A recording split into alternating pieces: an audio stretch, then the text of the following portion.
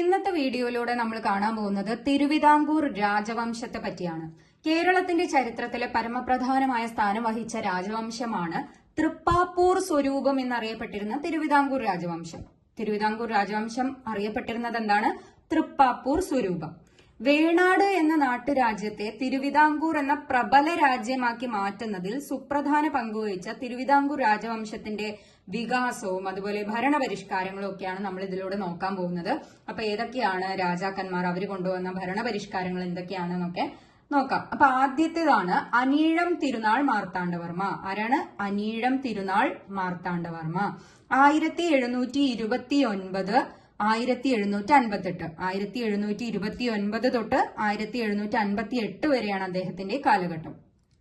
18ാം നൂറ്റാണ്ടിൽ വേണാട് എന്ന നാട്ടുരാജ്യത്തെ തിരുവിതാംകൂർ എന്ന ആധുനിക രാജ്യമാക്കി മാറ്റിയ ഭരണാധികാരി ആരാണ്? അനീഴം തിരുനാൾ മാർത്താണ്ഡവർമ്മയാണ്. 1729 തൃപ്പാപ്പൂർ സ്വരൂപത്തിന്റെ ഭരണാധികാരം ഏറ്റെടുത്തു. തിരുവിതാംകൂറിന്റെ ഭരണാധികാരം ഏറ്റെടുത്തു എന്ന് 1729. ആധുനിക തിരുവിതാംകൂറിന്റെ ശില്പി എന്നറിയപ്പെടുന്നു. ആധുനിക തിരുവിതാംകൂറിന്റെ ഉരുക്കു മനുഷ്യൻ, തിരുവിതാംകൂറിലെ അശോകൻ, ആധുനിക അശോകൻ തുടങ്ങിയ വിശേഷണങ്ങളും ഇദ്ദേഹത്തിനുണ്ട്. ഇത് പരീക്ഷയ്ക്ക് ചോദിക്കുന്ന ഭാഗമാണ് കേട്ടോ. ആധുനിക തിരുവിതാംകൂറിന്റെ ശില്പി എന്നറിയപ്പെടുന്നത് ആരാണ്? അനീഴം തിരുനാൾ മാർത്താണ്ഡവർമ്മ. അതുപോലെ ആധുനിക തിരുവിതാംകൂറിന്റെ ഉരുക്കു മനുഷ്യൻ, തിരുവിതാംകൂറിലെ അശോകൻ, ആധുനിക അശോകൻ തുടങ്ങിയ വിശേഷണങ്ങളൊക്കെ ആരതാണ്? അനീഴം തിരുനാൾ മാർത്താണ്ഡവർമ്മയുടേതാണ്. ശ്രീ പത്മനാഭദാസ വഞ്ചിബാല മഹാരാജ ശ്രീ അനീഴം തിരുനാൾ മാർത്താണ്ഡവർമ്മ കുലശേഖര പെരുമാൾ എന്ന സ്ഥാനപ്പേര് സ്വീകരിച്ചു. അതായിരുന്നു അദ്ദേഹത്തിന്റെ സ്ഥാനപ്പേര്. ഓക്കെ. നാടുവാഴി ഘടകങ്ങളെ തകർക്കുന്നതിനും രാജാധികാരം ഊട്ടിയുറപ്പിക്കുന്നതിനുമായി ചോരയുടെയും ഇരുമ്പിന്റെയും നയം, ബ്ലഡ് ആൻഡ് അയൺ പോളിസി സ്വീകരിച്ചു. ബ്ലഡ് ആൻഡ് അയൺ പോളിസി അല്ലെങ്കിൽ ചോരയുടെയും ഇരുമ്പിന്റെയും നയം ആരുമായി ബന്ധപ്പെട്ടിരിക്കുന്നു? അനീഴം തിരുനാൾ മാർത്താണ്ഡവർമ്മ. 1730 ആറ്റിങ്ങലിലെ തിരുവിതാംകൂറിനോട് ചേർക്കുകയും അതുവഴി ഡച്ചുകാർ, ഇംഗ്ലീഷുകാർ തുടങ്ങിയ വിദേശ ശക്തികളുമായി ആറ്റിങ്ങൽ റാണിമാർക്കുണ്ടായിരുന്ന സ്വതന്ത്ര ഇടപാടുകൾ തടയുകയും ചെയ്തു എന്ന് 1730. ഇനി 1741 കുളച്ചിൽ യുദ്ധത്തിൽ മാർത്താണ്ഡവർമ്മ ഡച്ചുകാരെ പരാജയപ്പെടുത്തുകയും കൊല്ലം, മാർത്ത, കായംകുളം, പുറക്കാട് എന്നിവിടങ്ങളിലെ പ്രധാനപ്പെട്ട ഡച്ച് സ്ഥാപനങ്ങളെല്ലാം തിരുവിതാംകൂറിനോട് ചേർക്കുകയും ചെയ്തു. ഇത് വളരെ വളരെ ഇമ്പോർട്ടന്റ് ആണ്. എന്താണ്? കുളച്ചിൽ യുദ്ധം. ഏത് ഇയർ ആണ് നടന്നത്? 1741 കുളച്ചിൽ യുദ്ധം നടക്കുന്നത്. ആരൊക്കെ തമ്മിലായിരുന്നു? തിരുവിതാംകൂറും ഡച്ചുകാരും തമ്മിലായിരുന്നു. ആരാണ് വിജയിച്ചത്? മാർത്താണ്ഡവർമ്മയാണ് യുദ്ധത്തിൽ വിജയിച്ചത്. അപ്പോൾ മാർത്താണ്ഡവർമ്മ ഡച്ചുകാരെ പരാജയപ്പെടുത്തുകയും കൊല്ലം, മാർത്ത, കായംകുളം, പുറക്കാട് എന്നിവിടങ്ങളിലെ പ്രധാനപ്പെട്ട ഡച്ച് സ്ഥാപനങ്ങളെല്ലാം തിരുവിതാംകൂറിനോട് ചേർക്കുകയും ചെയ്തു. 1753 മാർത്താണ്ഡവർമ്മ ഡച്ചുകാരുമായി മാവേലിക്കര ഉടമ്പടിയിൽ ഒപ്പുവെച്ചു. മാവേലിക്കര ഉടമ്പടി ആരൊക്കെ തമ്മിലായിരുന്നു? മാർത്താണ്ഡവർമ്മയും ഡച്ചുകാരും തമ്മിലുണ്ടായ ഉടമ്പടിയാണ് മാവേലിക്കര ഉടമ്പടി. ഏതാണ് വർഷം? 1753.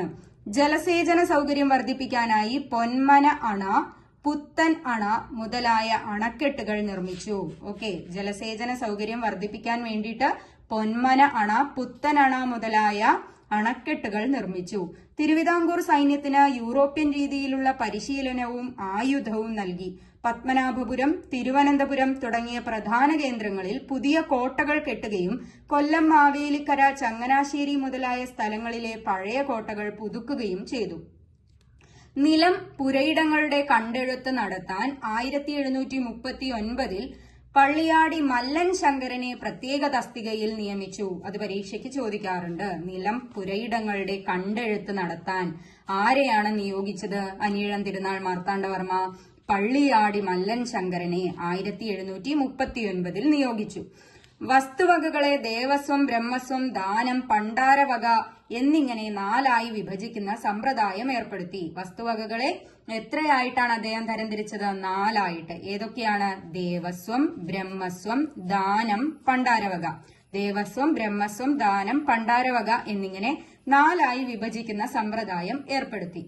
കള്ളക്കടത്ത് തടയാൻ അതിർത്തിയിൽ ചൌക്കകൾ ഏർപ്പെടുത്തി. പൊതുചെലവിന്റെ പല ഇനങ്ങൾക്കു വേണ്ടി വെവ്വേറെ തുക നീക്കിവെച്ചുകൊണ്ട് പതിവ് കണക്ക് എന്ന വാർഷിക ബജറ്റ് തയ്യാറാക്കുന്ന സമ്പ്രദായം ആരംഭിച്ചു. പതിവ് കണക്ക് എന്ന വാർഷിക ബജറ്റ് ആരംഭിച്ച തിരുവിതാംകൂർ രാജാവ് ആരാണെന്ന് ചോദിച്ചാൽ അനീഴം തിരുനാൾ മാർത്താണ്ഡവർമ്മയാണ്. ഏത് പതിവ് കണക്ക്? ഓക്കെ. 1750 ജനുവരി 3 മാർത്താണ്ഡവർമ്മ താൻ വിസ്തൃതമാക്കിയ തിരുവിതാംകൂർ രാജ്യം ശ്രീ പത്മനാഭന് സർവസ്വദാനമായി സമർപ്പിച്ചു. ഓക്കെ. 1750 ജനുവരി 3 മാർത്താണ്ഡവർമ്മ താൻ വിസ്തൃതമാക്കിയ തിരുവിതാംകൂർ രാജ്യം ആർക്ക് സമർപ്പിച്ചു? ശ്രീ പത്മനാഭന് സമർപ്പിച്ചു. ഇനിയോ ഈ കർമ്മ പദ്ധതിയാണ് എന്ത് പേരിൽ അറിയപ്പെടുന്നത്? തൃപ്പടിദാനം എന്ന് അറിയപ്പെടുന്നത്. ഓക്കെ. ഈ കർമ്മ പദ്ധതി തൃപ്പടിദാനം എന്നറിയപ്പെട്ടു. അന്നു മുതൽ മാർത്താണ്ഡവർമ്മയും പിൻഗാമികളായി വരുന്ന ഭരണാധികാരികളും എന്ത് പേരിലാണ് അറിയപ്പെട്ടത്? ശ്രീ പത്മനാഭദാസന്മാർ എന്ന നിലയിൽ തിരുവിതാംകൂറിന്റെ ഭരണം നടത്തുമെന്ന് നിശ്ചയിക്കപ്പെട്ടു. പത്മനാഭസ്വാമി ക്ഷേത്രത്തിൽ ഭദ്രദീപം, മുറജപം എന്നീ ചടങ്ങുകൾ ആരംഭിച്ചതും മാർത്താണ്ഡവർമ്മയാണ്. ഭദ്രദീപം, മുറജപം എന്നീ ചടങ്ങുകൾ ആരംഭിച്ചത് ആരാണ്? മാർത്താണ്ഡവർമ്മയാണ്. രാമപുരത്ത് വാര്യർ, കുഞ്ചൻ നമ്പ്യാർ തുടങ്ങിയ കവികൾ മാർത്താണ്ഡവർമ്മയുടെ ആസ്ഥാന സദസ്സിനെ അലങ്കരിച്ചിരുന്നു. ഓക്കെ. കൂത്ത്, പാഠകം, കഥകളി, തുള്ളൽ തുടങ്ങിയ ക്ഷേത്രകലകൾ എല്ലാ രീതിയിലും പ്രോത്സാഹിപ്പിച്ച വ്യക്തിയാണ് ആര്? അനീഴം തിരുനാൾ മാർത്താണ്ഡവർമ്മ. തിരുവിതാംകൂറിന്റെ വിപുലീകരണവും കേന്ദ്രീകൃത ഭരണത്തിന്റെ സ്ഥാപനവും മതത്തിനും സാഹിത്യത്തിനും കലയ്ക്കുമുണ്ടായ വികാസവും മാർത്താണ്ഡവർമ്മയുടെ ഭരണകാലത്തെ നേട്ടങ്ങളായിരുന്നു. 1731 ശ്രീ പത്മനാഭസ്വാമി ക്ഷേത്രം പുതുക്കി പണിയുകയും 1733 അത് പൂർത്തീകരിക്കുകയും ചെയ്തു. ഒറ്റക്കൽ മണ്ഡപം എന്ന പ്രസിദ്ധമായ മുഖമണ്ഡപം നിർമ്മിക്കുകയും ചെയ്തു. അപ്പൊ ഒറ്റക്കൽ മണ്ഡപം എവിടെ? പത്മനാഭസ്വാമി ക്ഷേത്രത്തിലുള്ള ഒറ്റക്കൽ മണ്ഡപം ആരാണ് സ്ഥാപിച്ചത്? ആരുടെ കാലത്താണ് സ്ഥാപിച്ചത് എന്ന് ചോദിച്ചാൽ അനീഴം തിരുനാൾ മാർത്താണ്ഡവർമ്മയുടെ കാലത്തായിരുന്നു. ഓക്കെ.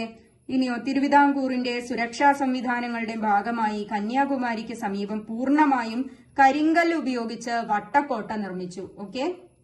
തിരുവിതാംകൂറിന്റെ സുരക്ഷാ സംവിധാനങ്ങളുടെ ഭാഗമായിട്ട് കന്യാകുമാരിക്ക് സമീപം പൂർണ്ണമായിട്ടും കരിങ്കല്ല് ഉപയോഗിച്ച് വട്ടക്കോട്ട നിർമ്മിച്ചു. ആരാണ്? അനീഴം തിരുനാൾ മാർത്താണ്ഡവർമ്മ. ഇത്രയുമാണ് അനീഴം തിരുനാൾ മാർത്താണ്ഡവർമ്മയുമായി ബന്ധപ്പെട്ട് നമുക്ക് നോക്കാനുള്ളത്.